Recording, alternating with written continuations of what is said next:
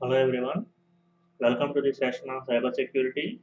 So in this session we are going to look at what is the need for computer forensics. Okay, and we will also look at another topic in a few minutes. So why do we need computer forensics? So the advances in internet and communication technology and computers provides various avenues for misuse. Okay, for every technology there are advantages and disadvantages. Okay, so it provides different avenues for misuse as well as opportunities for committing crime. So the widespread of computer forensics is the result of two factors. First one is the increasing dependence of law enforcement on digital evidence. So if the crime is a cyber crime, so of course we need forensics experts. Okay, so that is the uh, first factor. And second one is availability of computers that followed from microcomputer revolution. So if you see the history from olden days to now, uh, the cost of the systems have reduced dramatically, and similarly the amount of storage, etc., operating systems, whatever you take, they have improved uh, drastically. Okay, so there are many challenges for the forensics investigator because storage devices are available in various shapes and sizes. By storage devices, I mean hard disks, CDs, DVDs, and flash drives. So these are some examples of storage devices in various mm, naive structures. Okay, so here is a camera, here is a bomb, and here is a keychain, car keychain, and here is a guitar. Okay, and here is a tank. So by looking directly, we don't know whether it is a storage device or not. So forensics people have to be very careful. And looking for the evidence is like looking for a needle in a haystack. So if you are not cautious, you might miss it. You might miss the evidence. Okay. So it is very difficult task, and there is something called COC, chain of custody. So what is chain of custody means? It is basically a document. So here you can see it's a chronological documentation trial that indicates seizure, custody, transfer, analysis, and disposition of evidence. So right from the start to the end, whatever tasks are done in between, everything is documented, and that documented thing is called chain of custody. Okay, and finally, evidence must be handled in a careful manner to avoid later allegations of tampering or misconduct. So, the purpose of chain of custody is to establish that the alleged evidence is indeed related to the crime. So, everything needs to be bulletproof and foolproof. So, sometimes people might try to forge the evidence and try to imprison a person who didn't actually commit the crime. So everything should be taken with utmost care. Okay, so chain of custody will help at that time.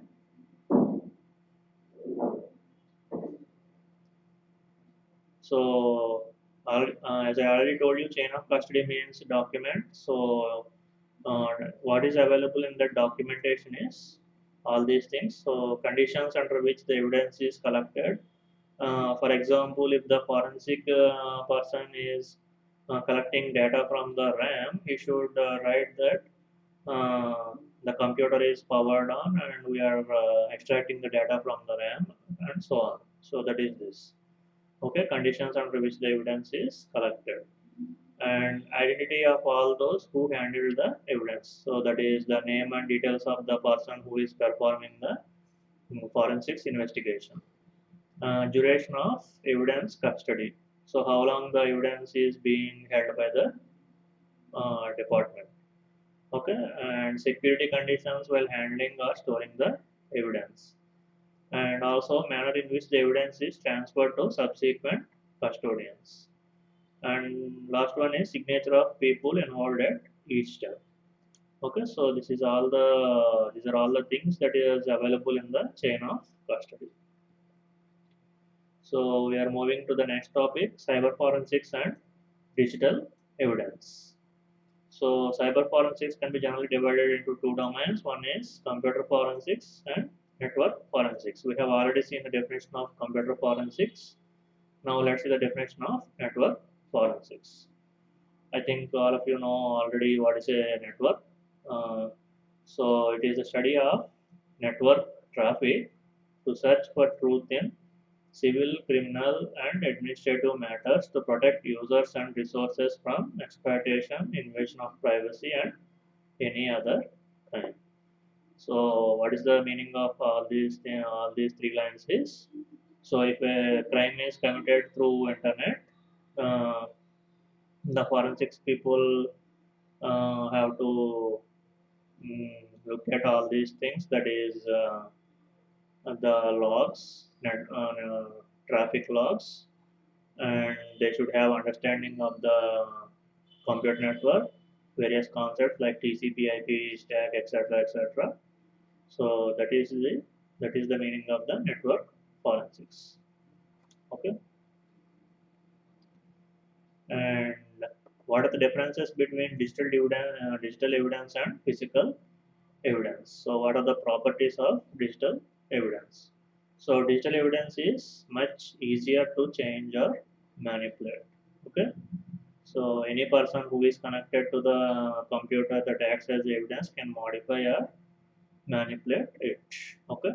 So perfect copies can be made without harming the original. And another reason is different information is available at different levels of abstraction. So computer science is all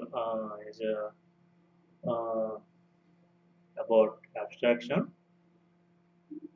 So if you look at the file system at the outset, we will see the drive names, right? C drive, D drive, E drive, etc. So if we open one drive, we will see top level folders. If you go into one of the top level folders, you will see the subfolders, etc. So that is different levels of abstraction.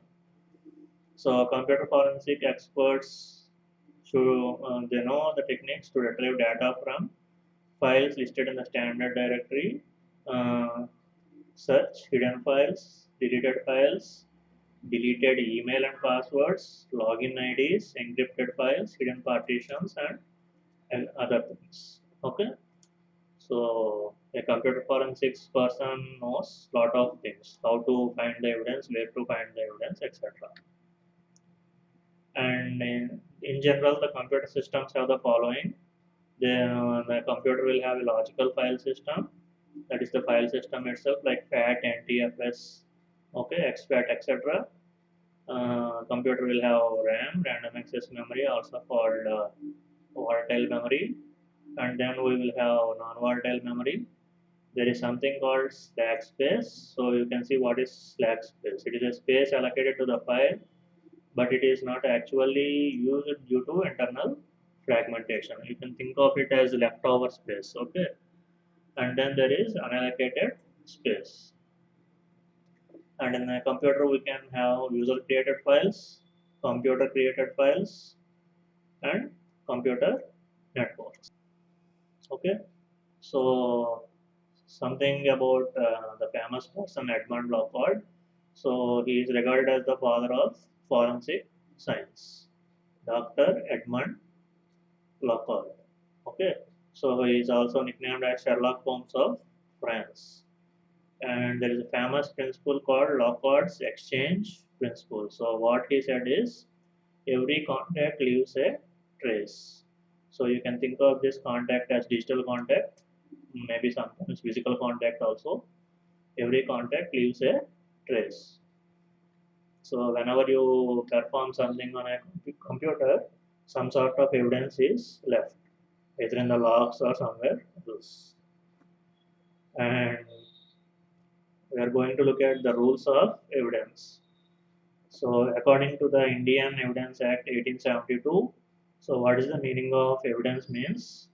All statements which the court permits or requires to be made before it by witnesses in relation to matters of fact under inquiry are called oral evidence. Okay, so this is the definition of oral evidence which we have seen now based on Indian Evidence Act 1872. And what is called documentary evidence is all documents that are produced for the inspection of the court. Okay, so newly added provisions in the Indian Evidence Act 1972 through the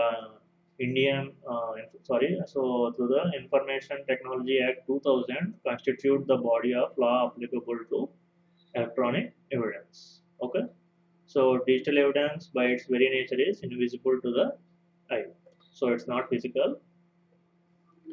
We can't see it directly, and digital evidence must be developed using tools other than the human eye. So as I said before, the forensics people will use specialized tools to find the evidence, and acquisition of digital evidence is both a legal and technical problem. Okay, so what are the difficulties associated are determining what piece of digital evidence is required. So as I said before, there are different sources of evidence like hard disk or RAM, pen drives, CDs, DVDs, emails, social websites, etc., etc. There are so many things. And the second problem is where the evidence is physically located. So is the evidence located in the hard disk? Is it located in the RAM, or is it located in some third-party website like Facebook, etc.? Okay. So there are various problems with gathering digital evidence, and there are different contexts involved in actually identifying a piece of digital evidence. So physical context, logical context, and legal context. So physical context means it is definable by its physical form. So where is the evidence available, in which physical media? Okay, and logical context. So according to logical context, evidence must be identifiable to its as to its logical position.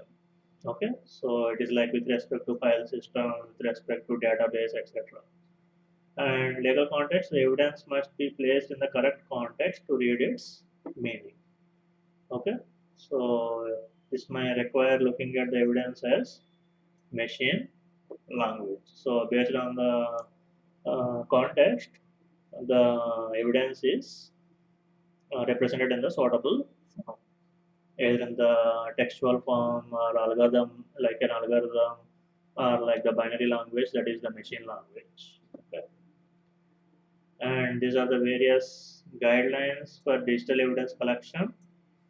So I am not going to go through all these things. Please pause the video and have a look at all these things.